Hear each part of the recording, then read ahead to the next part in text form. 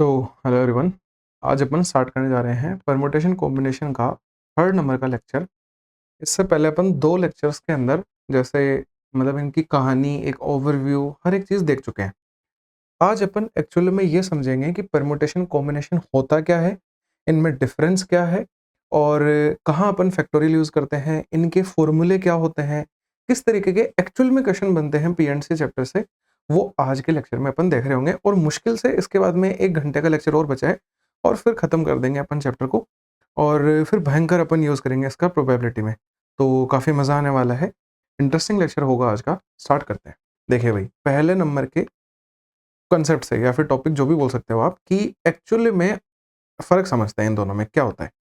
जैसा कि मैंने पहले लेक्चर में बताया था आपको, परम्यूटेशन का मतलब होता है कि क्रमचय करना, यानी कि किसी भी चीज़ को सेलेक्ट करके अरेंज करना, और कॉम्बिनेशन का मतलब है सिर्फ सिलेक्शन करना। तो इसी चीज़ को अपन आज मतलब डीप डाउन जाने वाले हैं अपन इस चीज़ में, ठीक है? तो समझिएगा। सबसे पहले जैसे देखो, मैं मतलब एक बेस्ट एग्ज़ाम्पल से आपको हर एक चीज़ समझाऊँगा ताकि कहीं भी कोई इश्यू नहीं आएगा। कि जैसे मैं मतलब एक क्लास के अंदर आया और मैंने ये बोला कि चुन्नू, मुन्नू, पुन्नू तुम तीनों खड़े हो जाओ। ठीक है, वो खड़े हो गए। अब मैंने उनको बोला कि मैं आप तीनों को प्राइज़ दूँगा फर्स्ट, सेकंड, थर्ड रैंक के हिसाब से। तो मैंने क्या किया, मैंने पहले उनको चूज़ किया, मतलब उनका संचय किया, कॉम्बिनेशन मतलब उनको सेलेक्ट किया। अब मैंने उनको अरेंज किया उनके रैंक के हिसाब से कि तुम पहले पे, तुम दूसरे पे, तुम तीसरे पे। तो ये क्या हो गया, ये परम्यूटेशन हो गया। ठीक है भाई। फिर मैंने क्या किया, मैंने बोला कि सिर्फ चुन्नू, मुन्नू, पुन्नू तुम तीनों खड़े हो जाओ और तुम तीनों घूमने चले जाओ। अब भाई कोई ऑर्डर मैटर करेगा क्या इस चीज़ में? इतना सा भी नहीं करेगा। वो चाहे पहले चुन्नू जाए फिर पुन्नू जाए, जाएँगे तो सारे। यानी कि उसमें मैंने क्या किया, कॉम्बिनेशन यूज़ में लिया एक्चुअली में कि मैंने उनका बस संचय किया। ये इनका एक्चुअल डिफरेंस होता है। अब क्या होता है, बहुत से बार 70 टू 80% क्वेश्चंस में अपन को परम्यूटेशन या कॉम्बिनेशन वर्ड लिखा हुआ नहीं मिलेगा, या फिर वो ऐसा कभी भी नहीं लिख के देगा कि अरेंजमेंट करना है या सिर्फ कॉम्बिनेशन करना है, सिलेक्शन करना है। अपन को अपने दिमाग से वो चीज़ ढूँढनी पड़ेगी। तो मतलब आज के लेक्चर में यही अपन जानेंगे कि कैसे डिफरेंशिएट कर पाएँ कि भई पी लगाना है या सी लगाना है, और इनके फिर कैसे फॉर्मूले होते हैं, कैसे इनको कैलकुलेट किया जाता है, हर एक चीज़ अपन देखेंगे। तो देखो स्टार्ट करते हैं। 1 सेकंड, ठीक है, स्टार्ट करते हैं। देखिएगा भाई, अच्छा ये जानने से पहले अपन को फैक्टोरियल के बारे में एक अच्छी नॉलेज होनी चाहिए। तो मैं यहाँ पे सिर्फ आपको फैक्टोरियल के बारे में बताऊँगा और आगे इस पेज पे अपन परम्यूटेशन और यहाँ पे कॉम्बिनेशन सीख रहे होंगे। ठीक है, तो देखो फैक्टोरियल के बारे में बात कर लेते हैं। फैक्टोरियल एक्चुअली में क्या होता है, या फिर फैक्टोरियल आया कहाँ से, या फिर अपन फैक्टोरियल का पहले भी यूज़ ले चुके हैं फर्स्ट सेकंड लेक्चर में। बस वो आपको जैसे दिखाई नहीं दिया था, एक तरीके से छुपा रखा था, आज वो आपके सामने आ जाएगा। जैसे कि मैं ये बोलता हूँ कि अपने पास में 5 चेयर हैं, मेरे को इन पे 5 बॉक्सेस को अरेंज करना है। तो मैं क्या बोलूँगा कि इस पहली चेयर पे मेरे पास में 5 ऑप्शन है रखने के लिए, यानी कि 5 चीज़ें मैं रख सकता हूँ। अब मैं एक चीज़ यहाँ रख चुका हूँ। अच्छा, एक चीज़ इसमें मतलब दिमाग में बिठा के रखना कि पाँचों चीज़ें डिफरेंट होनी चाहिए, कि मतलब अगर सारे बॉक्सेस अलग-अलग होंगे तो मैं ये काम कर पाऊँगा। मैं अगर आदमी बिठा रहा हूँ तो ऑब्वियसली वो तो अपने आप अलग-अलग होते हैं। कारें रख रहा हूँ तो सारी कार अलग-अलग होंगी, मतलब डिफरेंट ऑब्जेक्ट्स होने चाहिए। जब सेम ऑब्जेक्ट का केस आएगा, वो आज के लेक्चर में ही अपन थर्ड या फोर्थ शायद कांसेप्ट होगा जब अपन आराम से सीखेंगे उस चीज़ को। अभी सिर्फ अपन डिफरेंट ऑब्जेक्ट्स की बात कर रहे हैं। तो भई इस पे 5 ऑप्शन हैं, इस पे 4 ऑप्शन अवेलेबल हैं, यहाँ पे 3 हैं, यहाँ पे अब 2 बचे हैं और यहाँ पे अब 1 बंदा बचा है वो बैठ जाएगा, या 1 बॉक्स बचा है वो रख देंगे। तो एक्चुअली में ये जो 5 गुना, 4 गुना, 3 गुना, 2 गुना 1 अपन कल के लेक्चर में निकाल रहे थे, यही चीज़ को बोला जाता है 5 का फैक्टोरियल। यानी कि इसका मतलब क्या हुआ कि अगर मैं मान लो n का फैक्टोरियल लिख रहा हूँ, तो इसका एक्चुअल मीनिंग क्या है कि मैं n को गुणा करते हुए 1 तक लेके जाऊँगा। कि पहले मैंने n किया, फिर n-1 किया, फिर n-2 किया और ऐसे करके मैं 1 तक चला गया। ये होता है एक्चुअली में n का फैक्टोरियल। अब फैक्टोरियल को डिनोट करने के 2 अलग-अलग मेथड होते हैं। या तो फैक्टोरियल को आप ऐसे डिनोट कर लो, या फैक्टोरियल को आप ऐसे डिनोट कर लो। 2 मेथड है अपने पास में, जो बेटर लगे वो कर लो, कोई इश्यू नहीं है इसमें। ठीक है भाई? यहाँ तक सब समझ में आ गया? अब कुछ वैल्यूज ऐसी होती हैं फैक्टोरियल की, जो अगर अपने दिमाग में रहेंगी तो अपन को थोड़ा सा टाइम सेव करके देंगी, या फिर अपना क्वेश्चंस इजीली सिंप्लीफाई हो जाएंगे। तो मतलब वो हेल्पफुल चीज है। तो रटने तो अभी भी नहीं बैठना है, इनको क्या करना है, बस दिमाग में रखना है। और जब आप क्वेश्चन सोल्व करो तो इन वैल्यूज को बार बार देखो, अपने नोट्स में कहीं लिख लेना। तो क्या होगा कि ये चीजें मतलब आपके दिमाग में रहेंगी, हेल्पफुल रहेगा। वो मैं बता देता हूं क्या क्या। एक एक्सेप्शनल केस होता है कि जैसे देखो पहले 1 से स्टार्ट कर लेते हैं, 1 का फैक्टोरियल 1 होता है, 2 का फैक्टोरियल 2 इंटू 1 करेंगे 2, आप भी निकाल सकते हो इजीली। 3 का फैक्टोरियल 3 गुणा 2 गुणा 1 6 हो जाएगा। 4 का फैक्टोरियल, अब देखो इसमें गुणा करते जाओ, भाई 4 के फैक्टोरियल को मैं ये लिख सकता हूँ ना 4 गुणा 3 का फैक्टोरियल, है ना। 3 का फैक्टोरियल अभी अभी मैंने निकाला 6, तो 6 गुणा 4 कर दो 24 आ जाएगा। अब ऐसे ही 5 का फैक्टोरियल निकालेंगे, 24 को 5 से गुणा कर दो तो 120 आ जाएगा। 6 का फैक्टोरियल निकालना है, 720 आ जाएगा। 7 का फैक्टोरियल निकालेंगे तो क्या आ जाएगा, इसमें अब गुना करेंगे 7 से 5040 आ जाएगा।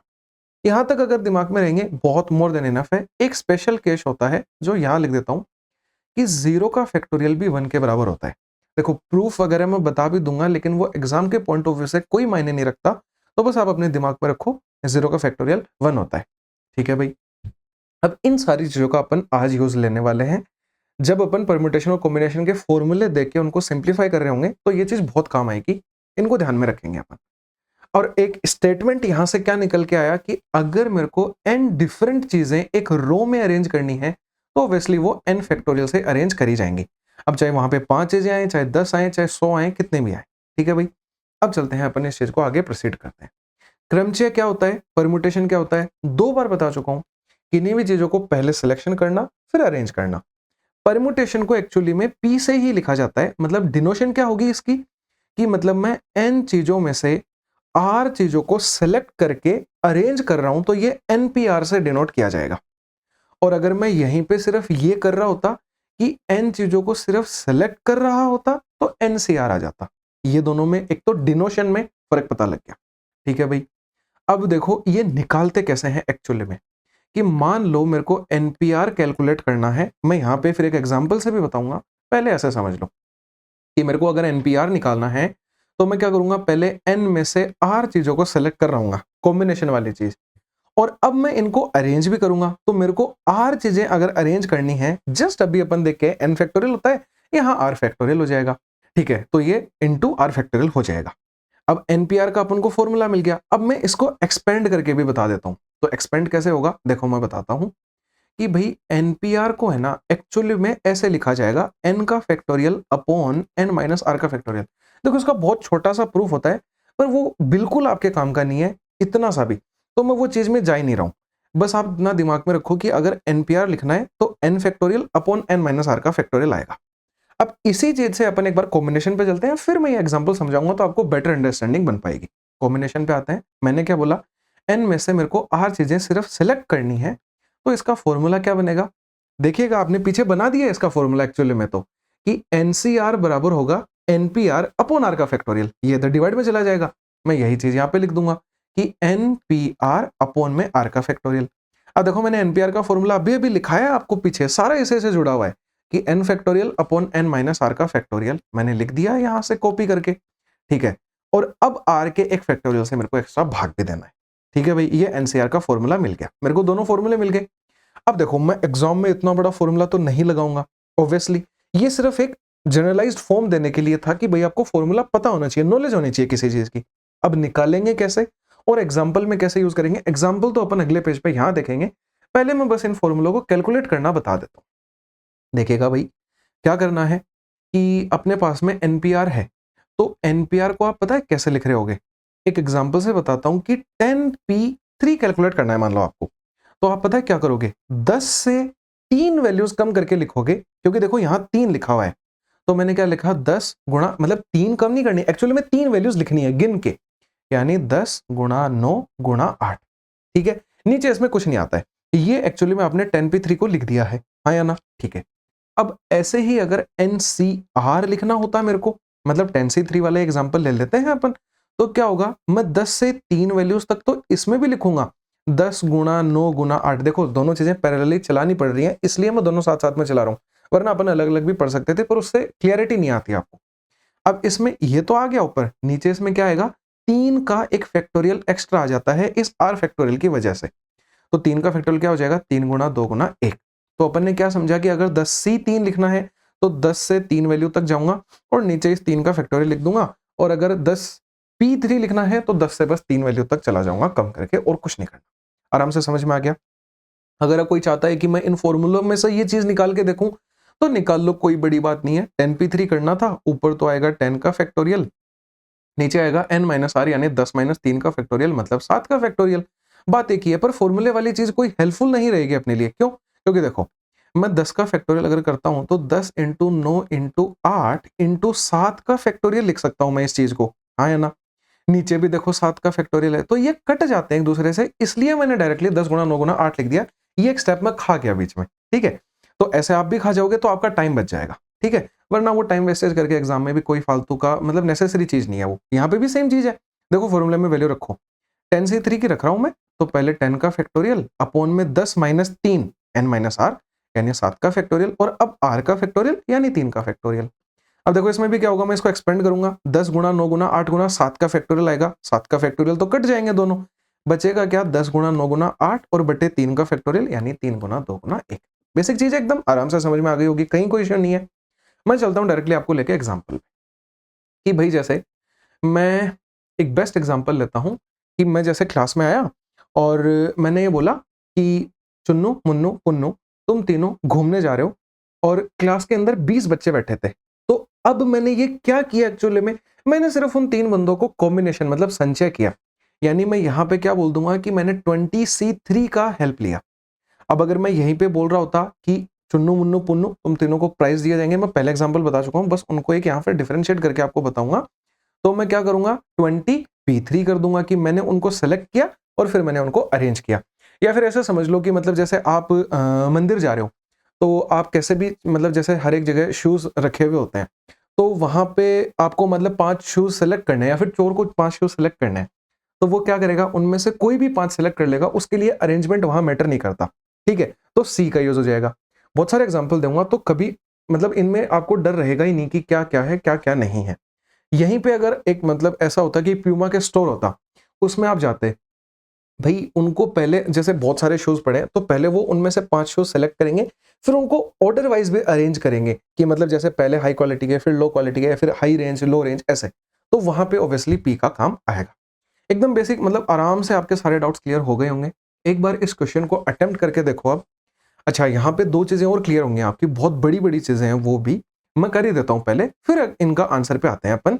बस आपको यहाँ पे ये बताना है कि पी यूज होगा या सी यूज होगा इन दोनों क्वेश्चनों में, बाकी कुछ नहीं करना, इस पे बाद में आना। लेकिन पहले मेरी बात सुनो कि मतलब जैसे ये अपने कितने 5 भाई हैं, ठीक है?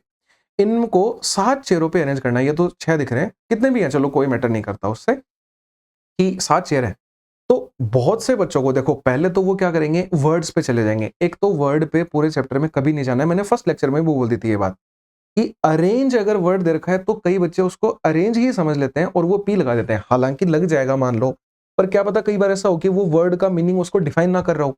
तो हर बार अपन को अपनी प्रेजेंस ऑफ माइंड वहां पे लगानी है। अब मैं बताता हूँ, 5 बॉयज अरेंज करने हैं 7 चेयर पे। ऑब्वियसली अपन क्या करेंगे कि भाई जैसे 7 चेयर हैं, उनमें से वो पहले 5 चेयर को सिलेक्ट कर रहे होंगे 5 बच्चे आके, और फिर उनको अपने आप को अरेंज भी कर रहे होंगे कि चुन्नू इधर, पुन्नू इधर, मुन्नू बीच में, एक राइट में, एक लेफ्ट में।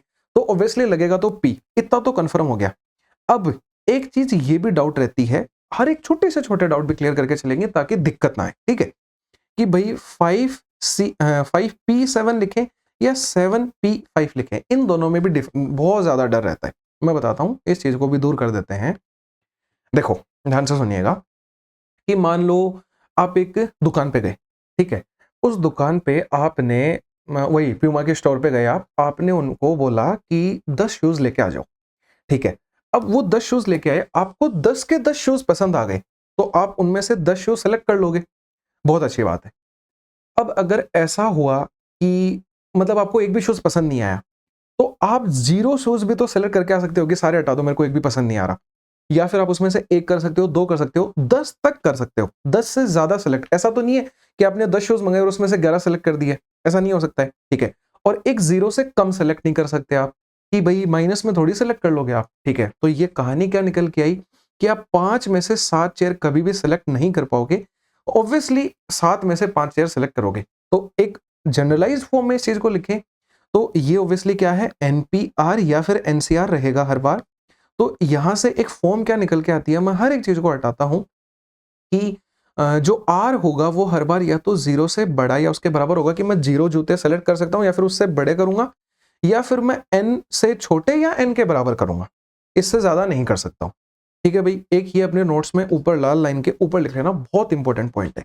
ठीक है, तो अब इसका आंसर तो इजीली बता सकते हैं कि भाई पहली बात तो P लगाएंगे और 7P5 होगा कि 7 चेयर में से 5 चेयर को सेलेक्ट किया और फिर उनको अरेंजमेंट कर लिया। अब इसका आंसर आप बताओ मेरे को। ऑब्वियसली कितना इजी है कि 5 बच्चे आए, उनमें से 10 बच्चे हैं, उनमें से 5 बच्चों को सेलेक्ट करना है। ऑब्वियसली 10C5 आ जाएगा, कॉम्बिनेशन है, ऑर्डर कोई मैटर नहीं करेगा, मैं कोई भी 5 चुन सकता हूं उनमें से। ठीक है भाई, आराम से क्लियर हो गई ये चीज।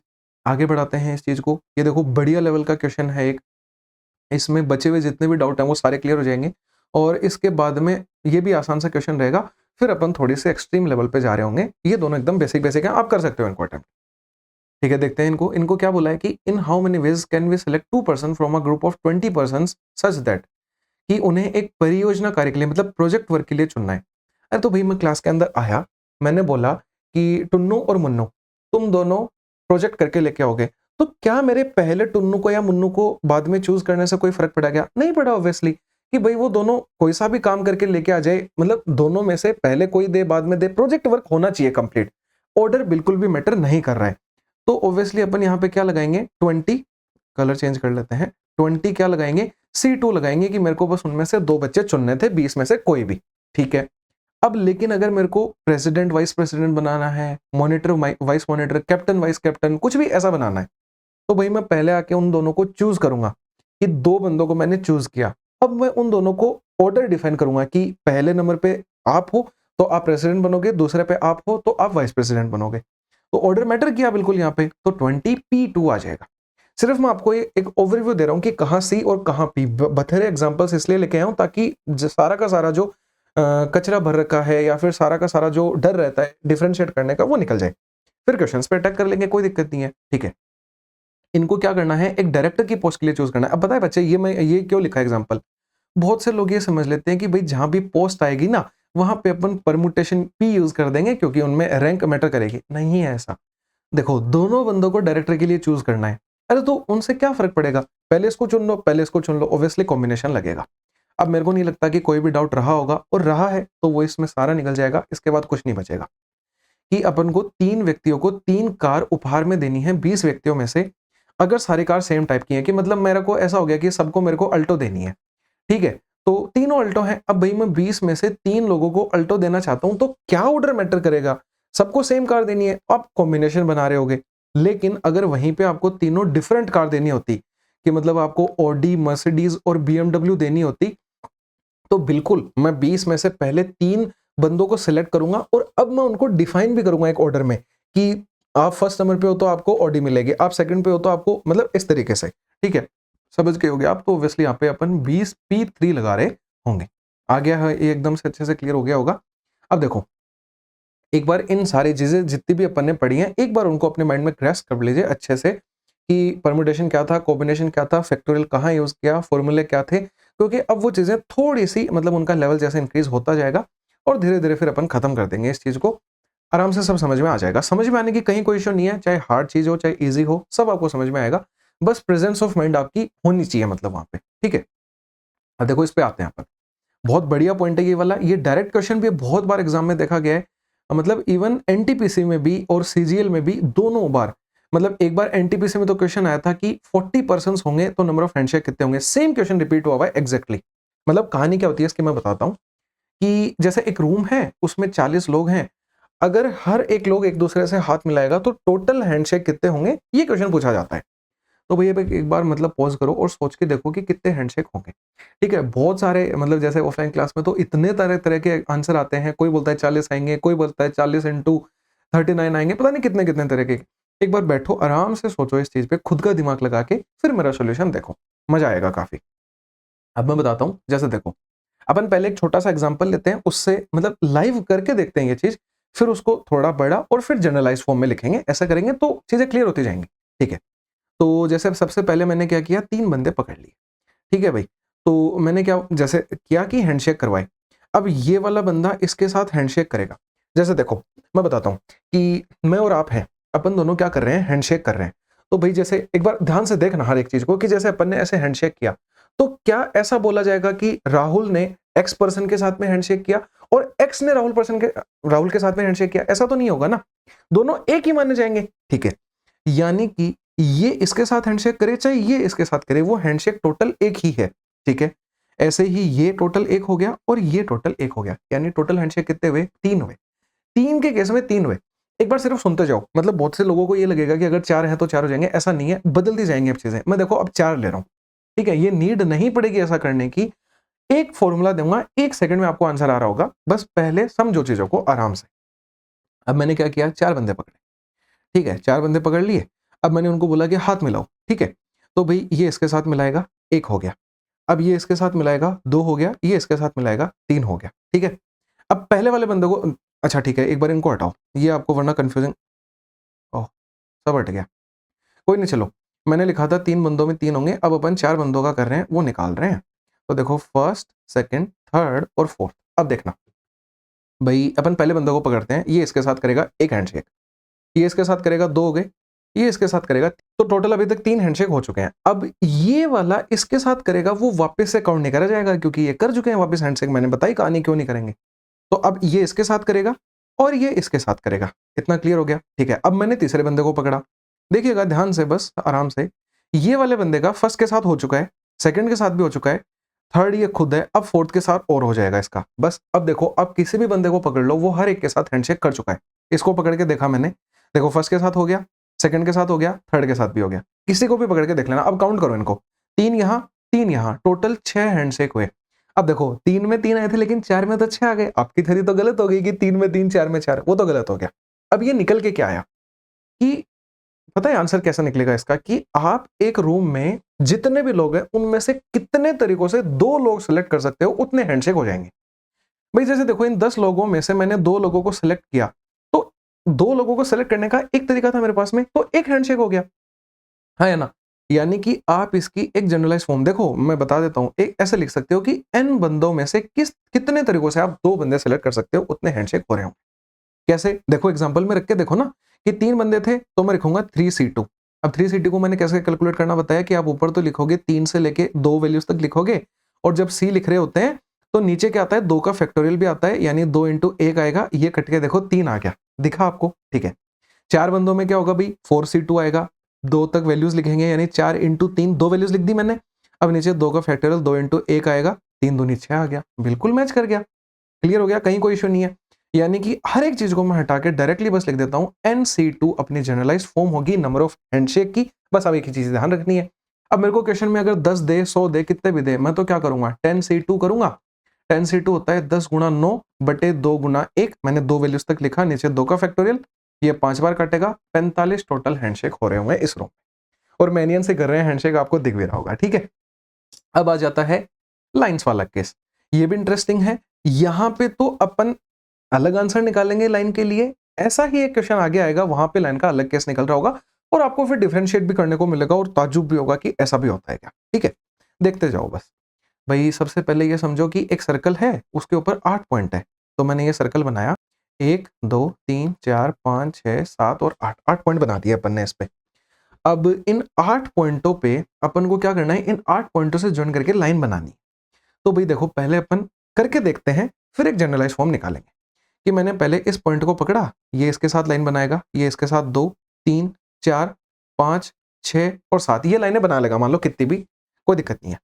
अब मैं इस पॉइंट से लाइनें बना चुका हूं, अब मैंने पकड़ा इस वाले पॉइंट को, और मैंने इससे लाइनें बनाना चालू करी। सुनना एक बार मेरी बात, ये इसके साथ बनाएगा, यहां बनाएगा, यहां बनाएगा, यहां बनाएगा, यहां और यहां, और इसके साथ लाइन दोबारा नहीं बनाएगा। ये भाई लाइन ऑलरेडी बन चुकी है, तो वो लाइन ये लाइन अलग अलग काउंट नहीं कर सकते आप, सेम ही करनी पड़ेगी, वही हैंडशेक वाली बात है, ठीक है। यानी कि क्या हुआ, लाइनें कितनी बनी, कि मैं कितने तरीकों से 2 पॉइंट सेलेक्ट कर सकता हूं, उतनी लाइन बन जाएंगी। ऑब्वियसली 2 पॉइंटों से लाइन बनती है ना, तो आप n पॉइंटों में से कितने तरीकों से 2 पॉइंट सेलेक्ट कर सकते हो, उतनी लाइनें बनेंगी। तो मैं सब हटाता हूं, अपन एक जनरलाइज फॉर्म लिख देंगे कि अब क्या लिखेंगे, NC2। तो आंसर क्या आ जाएगा भाई, 8 पॉइंटों में से 2 सेलेक्ट करने थे, इसको आप कैलकुलेट करके देख लेना, करने की कोई नीड नहीं है, मैं सिर्फ एक समझा रहा हूं आपको चीजें, ठीक है। अब अपन कुछ पॉइंट्स पे चलते हैं और उन पॉइंट्स पे चर्चा करते हैं। देखो बहुत इंपॉर्टेंट पॉइंट है, एक तो यहां पॉइंट आ रहे हैं, एक लेक्चर के लास्ट में भी 4 पॉइंट 5 पॉइंट आएंगे, बहुत इंपॉर्टेंट है, डायरेक्ट रिजल्ट्स आएंगे, देख लेना, समझ लेना इनको। पहले पॉइंट पे आते हैं, number of permutations of n different object taken r at a time, यानी कि एक समय में आर मान यानी चीजें लेने पे एन विभिन्न वस्तुओं को क्रमचय की संख्या, मतलब परम्यूटेशन करवा रहे हैं ऑब्वियसली, जहां पे जो आर है वो 0 या उसके बराबर या उससे बड़ा, या फिर एन उसके बराबर या उससे छोटा है, और ऑब्जेक्ट रिपीट नहीं कर रहे। देखो रिपीट नहीं कर रहे तो मैटर कर रहा है, मैंने स्टार्टिंग में आते ही बताया था यहाँ पे, ये देखो कि ऑब्जेक्ट यहाँ पे रिपीट नहीं करते हैं, आते ही मैंने ये लाइन बोली थी, आदमी रिपीट नहीं करेंगे, बॉक्सेस रिपीट नहीं करेंगे, ठीक है। तो ये क्या होता है, एनपीआर होता है, सबसे स्टार्टिंग में समझ चुके हैं अपन। और ये लास्ट वाला पॉइंट भी पढ़ लो कि आर ऑब्जेक्ट को सिलेक्ट करना है एन में से, तो एनसीआर होगा, ये भी पढ़ लिया है अपन ने, ये दोनों क्लियर है। अब अपन अच्छा ये भी देख चुके हैं अपन कि एन ऑब्जेक्ट को एक रो में अरेंज करना है तो एन फैक्टोरियल वेज में अरेंज कर सकते हैं। आज की क्लास का फर्स्ट पॉइंट यही था, ये भी क्लियर हो गया। ये 3 पॉइंट तो क्लियर है। इन 2 के बारे में अब मैं आपको और कहानी बताता हूं, फिर अपन आगे प्रोसीड करते हैं। देखिएगा ध्यान से, बस आपको सुनना है और कुछ नहीं करना, बैठ के इत्मीनान से। हर एक लेक्चर के अंदर जो आपको चीज करनी होती है बस आप वही करते रहिए, बाकी सब मेरे को करना है, ठीक है।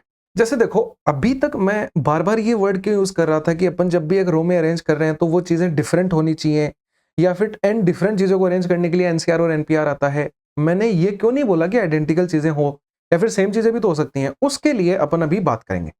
तो मैं इस चीज को आपको एग्जांपल्स लेके समझाऊंगा, ऐसे आपको अच्छे से क्लियर नहीं हो पाएगा। 3 एग्जांपल ले लेते हैं अपन। जैसे कि मैंने एक एग्जांपल तो ले लिया, निभा ले लिया मैंने, कोई भी रैंडम वर्ड्स लिख रहा हूं मैं, ठीक है। एक मैंने लिख दिया प्रदीप, लिख दिया PRADEEP, और एक मैं लिख देता हूं पी, ये पी है। एक सेकंड इसको मिटा के लिख देते हैं वरना फिर कंफ्यूजन हो जाएगा अपन को। ये आ जाएगा यहाँ पे पी, और एक एग्जांपल ले लेते हैं करण, ठीक है। ठीक है, ये ले लिया अपन ने, और फिर इधर मैं एक्सट्रीम एग्जांपल लूंगा 2। एक तो लेंगे अपन होनोलुलु, ये सिटी है एक, और एक ले लेंगे मिसिसिपी, ये भी एक सिटी है, ठीक है। अब्रोड है ये दोनों, मिसी सिप्पी, ठीक है। कोई बात नहीं, स्पेलिंग से कोई फर्क नहीं पड़ेगा, अपन को बस कंसेप्ट समझना है, उस पर ध्यान देंगे अपन। तो देखिएगा भाई, येलो कलर ले लेते हैं। तो देखो अब ध्यान से समझो इन चीजों को, कि जैसे एक वर्ड है अपने पास में निभा, इससे अपन को मैटर नहीं करता। मैटर क्या करता है कि इसमें लेटर्स क्या क्या यूज हुए हैं। 5 लेटर यूज हुए हैं, पांचों डिफरेंट है। मेरे को 5 चीजों को एक रो में अरेंज करना है। ऑब्वियसली 5 फैक्टोरियल वेज से मैं इसको अरेंज कर सकता हूं। आज के लेक्चर में स्टार्टिंग से ये चीज दूसरी तीसरी बार यूज हो रही है, ये कोई भी कर लेगा, इसमें कोई इशू नहीं है। दिक्कत यहां आएगी, पता है कैसे दिक्कत आएगी, मैं इस एग्जांपल से समझता हूं, बेहतरीन समझ में आएगा, और फिर इसमें अपन ये अप्लाई करके सोल्यूशन निकाल लेंगे। देखो पता है क्या होता है कि जो अपना फॉर्मूला होता है ना, ये 5 फैक्टोरियल वाला, n फैक्टोरियल वाला, ये क्या करता है, अभी आपको समझ में आ जाएगा, मैं पहले नहीं बता रहा हूं वरना डिस्क्लोज हो जाएगी चीज, ऐसे बोल सकते हैं, ठीक है। फॉर्मूला पता है क्या करता है कि इस ए को और इस ए को अलग ट्रीट करता है फॉर्मूला। ये फॉर्मूले की मतलब लिमिटेशन मान लो, बदनसीबी, कुछ भी मान लो, कि वो इसको A1 मानेगा, इसको A2 मानेगा। तो पता है वो क्या करेगा, जैसे देखो पहले अपन क्या करते हैं, इससे ऑब्वियसली इनके लेटर से वर्ड बना रहे होंगे अपन, तो जैसे ये बनाएंगे KA1, ये तो बना हुआ है, ये क्या करेगा KA2RA1N, ये करण ऐसे भी लिखेगा कि मतलब करण और करण ही है दोनों, पर उसके लिए ये A अलग है, ये A अलग है, तो एक बार तो वो A1 को पहले लिखेगा, अगली बार A1 को बाद में लिखेगा, ठीक है। फिर मैं एक अलग अरेंजमेंट बनाऊंगा, जैसे कि मैं AAKRN ऐसा वर्ड बनाऊंगा, तो वो इनको भी 2 बार बना देगा। कैसे कि वो A1 A2 कर देगा, A2 A1 कर देगा। यानी कि जितने भी ये फॉर्मूले से कॉम्बिनेशन बनते हैं ना, वो अपने जो एक्चुअल आंसर आना होता है ना, उससे डबल, मतलब उससे उतने ज्यादा बना देता है कॉम्बिनेशंस। भाई ये चीज समझ में नहीं आ रही होगी मेरे को पता है, लेकिन इसको एक बार ध्यान से आप सुनो दोबारा से, मैं क्या बोल रहा हूं कि ये जो फॉर्मूला होता है ना n फैक्टोरियल वाला, ये हर एक चीज को अलग ट्रीट करता है। तो ये जितने एक्चुअल आंसर आने चाहिए ना, उससे मल्टीप्लाई कर देता है उतने ही आंसर्स। कैसे कि देखो यहाँ पे ये दोनों सेम थे, इसने क्या किया, मतलब कि 2 फैक्टोरियल से ऐसे बोल दो कि गुना कर दिया, मतलब दुगना बना दिया उसने। भाई यहाँ पे भी उसने क्या कर दिया, दुगना बना दिया।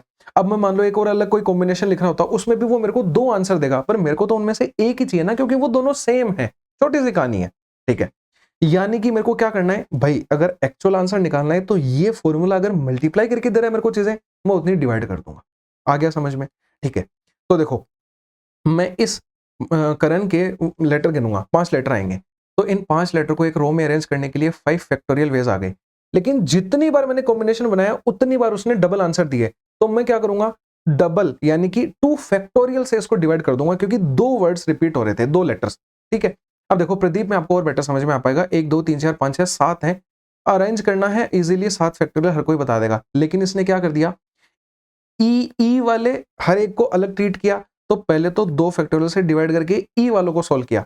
अब देखो पी को भी वो 2 बार रिपीट कर देगा, तो फिर मैं 2 फैक्टोरियल से डिवाइड करूंगा। अब क्लियर हो गई होगी ये चीज, कहीं कोई दिक्कत नहीं रही होगी। और अगर ऐसा समझ में भी नहीं आ रहा है तो भैया आप क्या करना, करण को लेके बैठना आराम से और इसके सारे कॉम्बिनेशंस बना के देखना, और फिर ये वाली चीज आपको समझ में आ जाएगी। बाकी अगर नहीं समझ में आ रही है, दिमाग में एक चीज रखो कि जितने लेटर्स हैं उतनों से अपन बना सकते हैं अरेंजमेंट इजीली, और जितने भी रिपीट करें उससे डिवाइड करना है। तो होनोलुलु में क्या होगा, 1 2 3 4 5 6 7 8 है, 8 फैक्टोरियल, और डिवाइड कैसे कर देंगे। अब देखो 2 बार ओ आ रहा है, 2 फैक्टोरियल, 2 बार यू आ रहा है, 2 फैक्टोरियल, और 2 बार एल आ रहा है, फिर एक 2 फैक्टोरियल और आ जाएगा, इससे डिवाइड कर देंगे। ऐसे ऐसे मिसिसिपी में आप करके मेरे को कमेंट में आंसर बता देना, देख लेंगे अपन, कोई इशू नहीं है उसमें। अब एक बार आगे बढ़ाते हैं इस चीज को। एक पॉइंट और बच गया था, अच्छा वहां पे, ठीक है, ये वाला अब देखो, अब यहाँ पे ये पढ़ के देखो एक बार कि n ऑब्जेक्ट्स में अगर r ऑब्जेक्ट आइडेंटिकल हैं, उनको अरेंज करना है तो n फैक्टोरियल अपॉन r का फैक्टोरियल आ जाएगा। इजीली अपन को समझ में आ गया। अब बस एक ये लास्ट वाला पॉइंट और बचा है, सर्कल वाला, ये मैं बता देता हूँ, फिर रैप अप करते हैं अपन इस चीज को। कहाँ देखे अपन, यहाँ देख लेते हैं, ठीक है, यहीं पे फिर सर्कल वाला क्वेश्चन भी कर लेंगे। 2 पार्ट्स में डिवाइड करता हूँ मैं इस चीज को। क्या समझना है आपको कि जैसे एक एग्जांपल ले लेते हैं अपन बेस्ट किसी भी चीज का, मतलब या तो जैसे कोई खाली एरिया है, या फिर कोई हॉल है, कोई रेगिस्तान है, कुछ भी है, डेजर्ट है, उसमें मान लो आपको 5 बॉय या फिर 5 गर्ल्स या फिर कुछ भी 5 चीजें एक रो में अरेंज करनी है। इजीली अब तो रट गई है ये चीज कि आप 5 फैक्टोरियल वेज में उसको कर दोगे, लेकिन इसके पीछे रीजन पता है क्या होता है कि भाई जैसे 5 जगह हैं, उन पे पहला बंदा अगर आप जब जाके खड़ा कर रहे होते हो ना, तो उसके पास में ये ऑप्शन होता है या फिर वर्ड्स होते हैं बोल के बताने के लिए कि अगर मैं यहाँ पे खड़ा हूं तो मेरे लेफ्ट में 2 पोजीशन खाली हैं, राइट में 2 खाली हैं, या फिर मैं चुन्नू के राइट में हूं, मुन्नू के लेफ्ट में हूं। वो ऐसा डिफाइन कर सकता है अपनी जगह को, ठीक है। लेकिन अगर मैं यहीं पे ऐसा बोल देता कि एक सर्कल है और उस पे मेरे को 5 बंदों को खड़ा करना है, 6 बंदों को खड़ा करना है, तो क्या होता है पता है, कहानी क्या होती है, पहले बंदे के पास में डिफाइन करने के लिए वर्ड्स ही नहीं है। यानी कि वर्ड्स के तो अपन मैथ में एक्चुअली में क्या ही बात करें कि मतलब उसके पास में कोई तरीका नहीं है अपनी बात को डिफाइन करने के लिए कि मैं किसके लेफ्ट में खड़ा हूं, किसके राइट में खड़ा हूं। वो ऐसा नहीं कर सकता, क्यों, क्योंकि भाई वो क्या बताएगा, वो यहाँ पे खड़ा हो गया तो वो क्या बोलेगा, मैं किसके राइट में हूँ, किसके लेफ्ट में हूँ, या फिर मेरे लेफ्ट में कितने बंदे हैं, राइट में कितने बंदे हैं, वो बता ही नहीं सकता है, ठीक है। लेकिन अगर अपन इस एक कोई भी एक बंदे को यहाँ पे बिठा दें या खड़ा कर दें, अब सारे बंदों के पास में डिफाइन करने के लिए चीजें बन गई हैं। मान लो यहाँ पे चुन्नू खड़ा है, तो अब यहाँ पे जो बंदा आके खड़ा होगा वो क्या बोल सकता है कि मैं चुन्नू के राइट में खड़ा हूँ। जो यहाँ पे आके खड़ा होगा वो बोल सकता है मैं चुन्नू के लेफ्ट में हूँ। जो यहाँ खड़ा है वो बोल देगा मैं चुन्नू के 2 लेफ्ट में हूँ। यानी कि अगर आपने सर्कल में एक बंदे को खड़ा कर दिया है, तो अब बाकी सबके पास में, अब जैसे देखो 6 बंदों को करना था, एक बंदा कर दिया, अब 5 बंदे बचे हैं, तो इस पोजीशन पे मैं कोई भी 5 रख सकता हूँ, यहाँ पे कोई भी 4, यहाँ पे कोई भी 3 2 1, मतलब अब तो 5 फैक्टोरियल आ ही जाएगा। यानी कहानी क्या क्लियर हुई कि अगर मेरे को n बंदों को एक सर्कल में अरेंज करना है, तो n-1 के फैक्टोरियल वेज से मैं उनको अरेंज कर सकता हूं कि पहले बंदे के लिए कुछ नहीं बचेगा, बाकी सबको ये तो मैंने समझाया इजीली। यहां पे आंसर क्या आएगा, ऑब्वियसली कि 6 बंदे थे, एक एक के लिए तो एक पोजीशन है, बचे हुए 5 के लिए 5 फैक्टोरियल वेज है। तो इसी चीज को आप ऐसे भी तो लिख सकते थे ना कि 6 - 1 का फैक्टोरियल यानी 5 का फैक्टोरियल।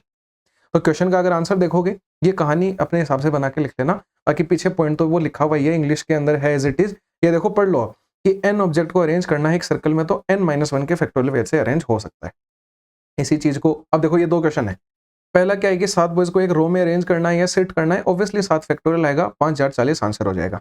यहीं पे अगर सर्कल में करना है 7 को, तो 7 - 1 का फैक्टोरियल 6 का फैक्टोरियल, 6 का फैक्टोरियल क्या होता है 720 आंसर आ जाएगा। अब देखो काम है ना ये चीज, अब आप 6 × 5 × 4 गुना कर रहे होते, कोई फायदा नहीं है, इजीली आंसर आ गया। आगे चलते हैं। ये 2 3 4 कुछ पॉइंट्स और बचे हैं, अभी जल्दी से खत्म हो जाएंगे, कोई इतना बड़ा चीज नहीं है, ये आसान आसान चीजें बची हैं। Modi invited 19 friends to his birthday party. Total लोग कितने हो गए, 19 दोस्त आए, एक मोदी खुद, टोटल लोग हो गए 20। अब ये बोल रहे हैं कि they all gather to have a dinner, मतलब ये सब गोलाकार मेज के चारों ओर बैठ के खाना खाने को इकट्ठा हुए हैं। अब ये कितने तरीके से बैठ सकते हैं कि मोदी जो है वो मेलोनी और के हैरिस के बीच में बैठना चाहता है। भाई मोदी जी हैं, बैठना चाहेंगे बीच में, ठीक है, अलग मिजाज के आदमी हैं, तो क्या करेंगे, एक सर्कल बनाएंगे। 20 पोजीशन के बारे में बाद में बात करेंगे, सबसे पहले अपन मोदी जी को बिठा देंगे, ठीक है, मोदी जी बैठ गए हैं। अब क्या होगा कि एक ये इधर कोई भी इंसान, एक इधर ये कोई भी इंसान, इन 2 पोजीशन पे अगर मेलोनी और हैरिस बैठेंगी तो मोदी जी उनके हमेशा बीच में रहेंगे। ये कहीं भी बैठ जाए चाहे पूरी चेयर पे, ये चाहे यहाँ बैठ जाए, लेकिन ऐसा है कि इधर मेलोनी और इधर हैरिस, इनके भी 2 केसेस बनेंगे। चलो मैं बता ही देता हूँ, साथ-साथ में ही करते हुए चलते हैं कि मान लो ऐसा हो सकता है कि या तो इधर मेलोनी और हैरिस बैठ जाए या फिर इधर हैरिस और इधर मेलोनी बैठ जाए। अभी भी है तो मोदी जी इन दोनों के बीच में ही ना। तो अब अपन केसेस बनाना मतलब लिखना चालू करते हैं। सॉल्यूशन क्या होगा कि पहले बंदे को बिठाने के लिए, मोदी को बिठाने के लिए मेरे पास में एक ही ऑप्शन था, जो अपन पीछे सर्कल में पढ़ के आए। अब मेलोनी और हैरिस के पास में कितने तरीके हैं कि या तो वो इस ऑर्डर में बैठे या फिर वो इस ऑर्डर में बैठे। 2 तरीके हैं टोटल, ठीक है। अब मैं टोटल 3 बंदों को बिठा चुका हूं 20 में से। अब 17 बंदे बचे हैं, उनके लिए 17 फैक्टोरियल वेज हो जाएंगे, कहीं कोई दिक्कत ही नहीं है। यानी 2 × 17 का फैक्टोरियल आंसर आ गया। बहुत ईजी था, मेरे को पता है, कहीं कोई दिक्कत ही नहीं है। अब ये देखो, ये थोड़ा सा उससे एक्सट्रीम है लेकिन बहुत आसान बना देंगे। भाई क्या बोला है, इस बार अंबानी ने इनवाइट किया है 19 फ्रेंड्स को बर्थडे पार्टी में, और मोदी और राहुल गांधी साथ नहीं बैठना चाहते इस बार। भाई कैसे बैठना चाहेंगे, देख ही रहा होगा आपको, ठीक है। टोटल लोग कितने हो गए, अंबानी प्लस 19 यानी 20 लोग हो गए। अब इसमें इस बार अंबानी का कोई रोल नहीं रहेगा, क्योंकि भाई उसको कोई फर्क ही नहीं पड़ता। बस बात किस किस की है, मोदी की और गांधी की। तो मैं क्या करूंगा, मान लो मैंने इस चेयर पे मोदी को बिठा दिया, ठीक है। पहले बंदे को बिठाने के लिए एक तरीका। अब आगे चलते हैं। अब गांधी जो है वो एक तो इनके इधर वाली चेयर पे नहीं बैठेगा, एक इधर वाली पे नहीं बैठेगा, और इनकी खुद की चेयर पे भी बिल्कुल नहीं बैठेगा, वरना तो और मामला गड़बड़ हो जाएगा। यानी कि गांधी के पास में 20 में से 3 जगह खाली नहीं है, यानी बाकी के 17 जगह तो वो कहीं भी बैठ सकता है जाके। यानी गांधी के पास में 17 ऑप्शन अवेलेबल है। अब देखो 20 में से 2 बंदे अपन बिठा चुके हैं, बचे हुए 18 बंदे कैसे भी बैठ जाओ, 18 फैक्टोरियल वैसे वो अपने आप को अरेंज कर लेंगे, कोई मतलब नहीं है इससे। तो 17 × 18 का फैक्टोरियल अपना आंसर आ जाएगा। काफी इजी था, कहीं कोई दिक्कत ही नहीं है। आ जाते हैं 40 नंबर पे। ये थोड़ा सा और ज्यादा बढ़िया क्वेश्चन है।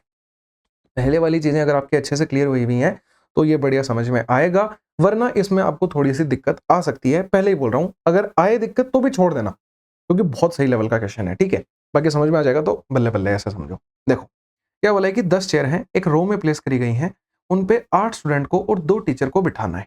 बिठा लेंगे। 2 टीचरों ने लेकिन ये डिसाइड किया कि वो साथ नहीं बैठना चाहते। ये बात थोड़ी सी इंपॉर्टेंट है यहाँ पे। और फिर ये आगे जो भी कहानी बोल रहा है कि एन ऐसे अरेंजमेंट बनेंगे सीट ऑक्यूपाई करने के, तो सम ऑफ डिजिट ऑफ एन बताना है, वो बात की कहानी है। पहले आंसर तो निकाल लें, सम तो बाद में इजीली कर लेंगे अपन, ठीक है। तो मेरे को एक बात बताओ, 10 चेयर हैं।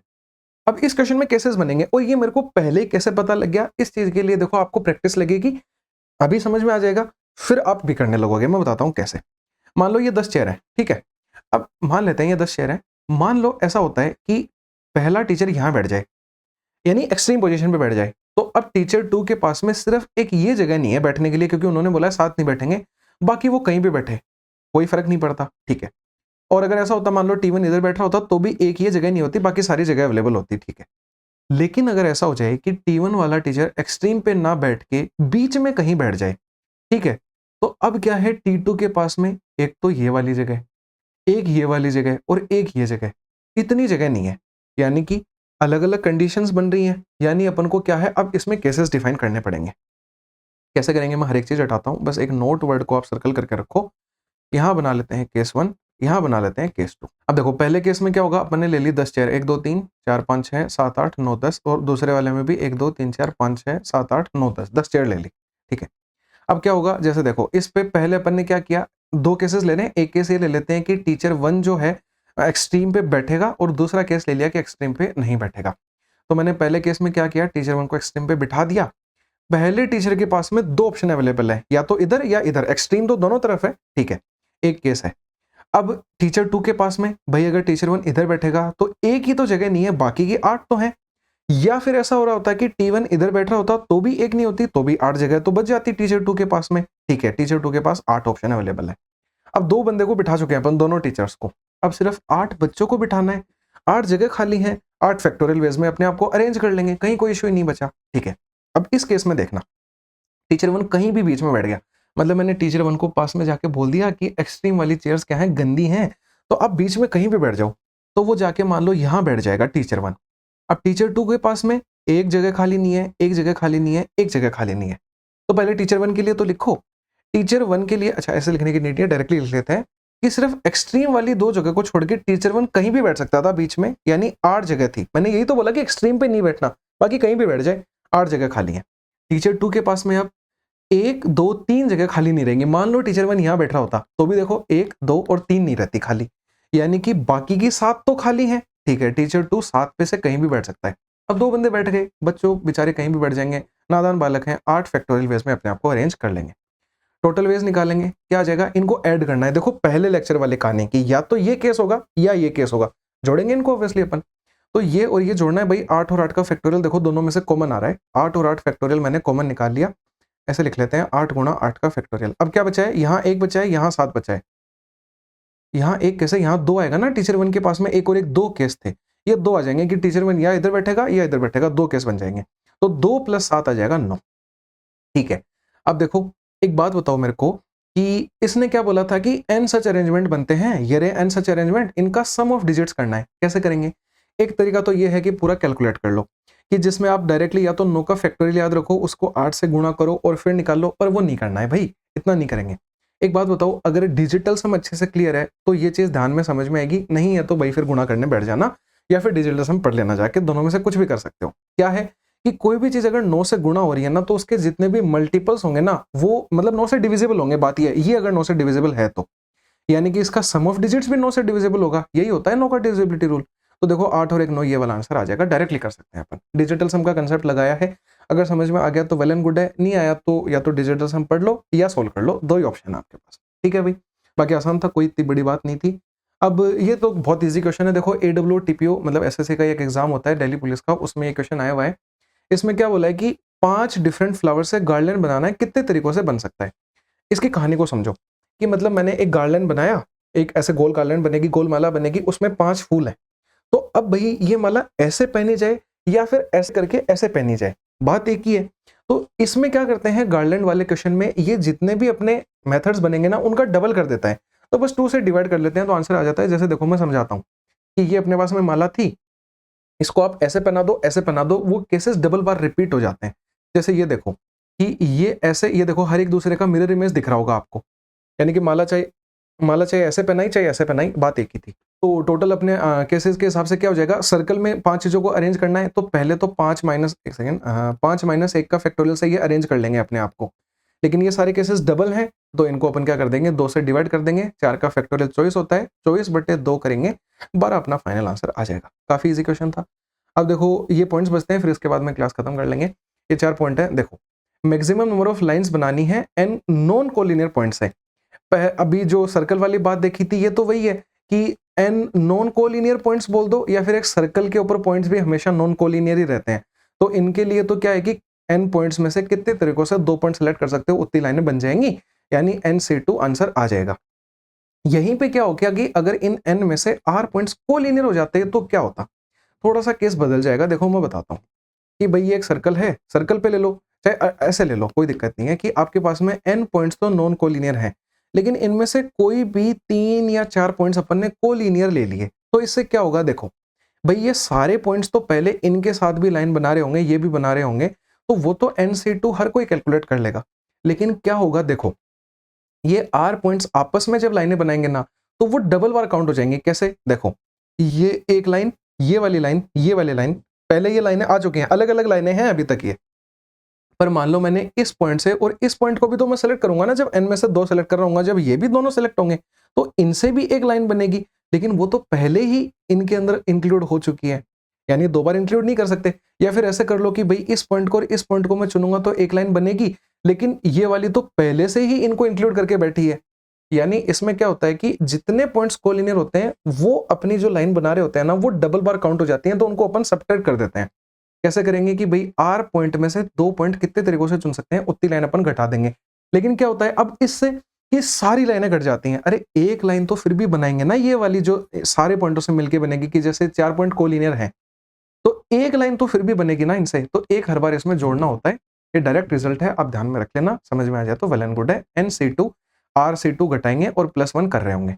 अब सेम कहानी ट्रायंगल के लिए चलती है कि भाई n पॉइंटों में से कितने तरीकों से मैं 3 पॉइंट सेलेक्ट कर सकता हूं, उतने ट्रायंगल बन जाएंगे, तो NC3 आ जाएगा। लेकिन यहीं पे अगर R पॉइंट्स कोलिनियर हो जाए तो कोलिनियर पॉइंट से कभी भी ट्रायंगल बनता नहीं है, तो ऑब्वियसली क्या करेंगे, NC3 में से RC3 मतलब मैं कितने तरीकों से कोलिनियर पॉइंटों से 3 पॉइंट सेलेक्ट कर सकता हूं, उतने माइनस कर दूंगा। इसमें लेकिन 1 ऐड करने की नीड नहीं है। क्यों नहीं है, क्योंकि भाई जैसे क्या हो रहा था, पहले कोलिनियर पॉइंट से एटलीस्ट एक लाइन तो बन रही थी जो ऐड करनी पड़ रही थी। यहाँ पे तो एक भी ट्राइंगल नहीं बनेगा ना कोलिनियर से, तो वापस ऐड करने की नीड नहीं है। अब देखो इस चीज के ऊपर क्वेश्चंस हैं, वो कर लेते हैं। ये तो पहले बेसिक है। अब देखो क्वेश्चन में लिख के नहीं दिया उसने कि पॉइंट्स कोलिनियर है या नॉन कोलिनियर है, उसने डायरेक्टली क्या बोला कि कितनी कोड बनाई जा सकती हैं 21 पॉइंट से सर्कल के ऊपर। कॉमन सेंस है कि सर्कल के ऊपर सारे पॉइंट नॉन कोलिनियर होते हैं, तो 21C2 आ जाएगा कि कितने तरीकों से 2 पॉइंट सेलेक्ट कर सकते हैं। तो आंसर निकाल लेते हैं, 21 इंटू 20 बटे 2 इंटू 1, ये आ जाएगा 210। बहुत ईजी था। अब ये वाला देखो, ये शानदार क्वेश्चन है। इसमें क्या करना है, यूपीएससी सेट का है, वैसे रेलेवेंट नहीं है लेकिन अपने लिए क्वेश्चन मैटर करता है, उसका एग्जाम में आना ना आना नहीं करता। एक ABCD स्क्वायर है, ये स्क्वायर बनाया ABC और D। इसमें क्या बोल रहा है कि एक पॉइंट है AB और CD के ऊपर, AB पे एक, CD पे एक। फिर क्या बोल रहा है कि दो डिस्टिंक्ट पॉइंट हैं BC और DA पे, ये 2 पॉइंट बना लिए, कोई दिक्कत नहीं है। अब बोल रहे हैं कि कितने डिस्टिंक्ट ट्राइंगल बन सकते हैं इनसे। तो भाई कितना इजी है कि मतलब मेरे पास में टोटल 6 पॉइंट हैं, मैं कितने तरीकों से इनमें 3 पॉइंट सेलेक्ट कर सकता हूं, उतने ट्राइंगल बन जाएंगे। यहाँ पे ये मत सोचना कि भाई 2 पॉइंट ये कोलिनियर है तो इनसे ट्राइंगल कैसे बनेगा। अरे बन जाएगा, 2 पॉइंटों से बन सकता है ट्राइंगल। ये देखो बन रहा है ना ट्राइंगल, या फिर यहां भी बनाओगे तो कैसे भी बन जाएगा ट्राइंगल। तो यानी कि ये इन दोनों को पकड़ लो, ये भी कोलिनियर है, फिर भी देखो ये ट्राइंगल बन रहा है। तो इसमें माइनस वगैरह करने की नीड नहीं है, डायरेक्टली आंसर आ जाएगा 6 इंटू 5 इंटू 4, मतलब मैं 3 वैल्यूज तक गया, नीचे 3 का फैक्टोरियल, 3 इंटू 2 इंटू 1, ये आ जाएगा 5 के 20 ट्राइंगल ऐसे बन सकते हैं। काफी इजी था ये तो। और लास्ट और फाइनल क्वेश्चन देख लेते हैं, अपने CHSL में ही आया हुआ है ये। इसमें क्या हो रहा है, एक पॉलीगन है 11 साइड का, इससे कितने ट्राइंगल बनेंगे। आंसर वही इजी है, 11C3 हो जाएगा। पॉलीगन में भी कोई भी 3 पॉइंट्स कोलिनियर नहीं होते। देखो पॉलीगन जब भी अपन बनाते हैं, मान लो 6 साइड का है, इस तरीके से बनेंगे भाई, तो पॉइंट कोलिनियर 2 से ज्यादा कभी नहीं हो सकते। तो 11C3 आंसर का मतलब क्या हो जाएगा, 11 इंटू 10 इंटू 9 बटे 3 इंटू 2 इंटू 1। तो 3 से ये 3 बार कटेगा, 2 से ये 5 बार कटेगा, 15 इंटू 11, ईजी है, 11 से गुणा करना तो 165 होता है। मतलब मैंने क्या किया, 1 इधर लिखा, 5 इधर लिखा, बीच में दोनों का जोड़ लिख दिया, 165 आंसर आ जाएगा। इस तरीके से आज का लेक्चर भी खत्म होता है। सारी अपन ने कहानी समझी, क्या फर्क होता है दोनों में, कैसे क्वेश्चन सिंप्लीफाई कर सकते हैं।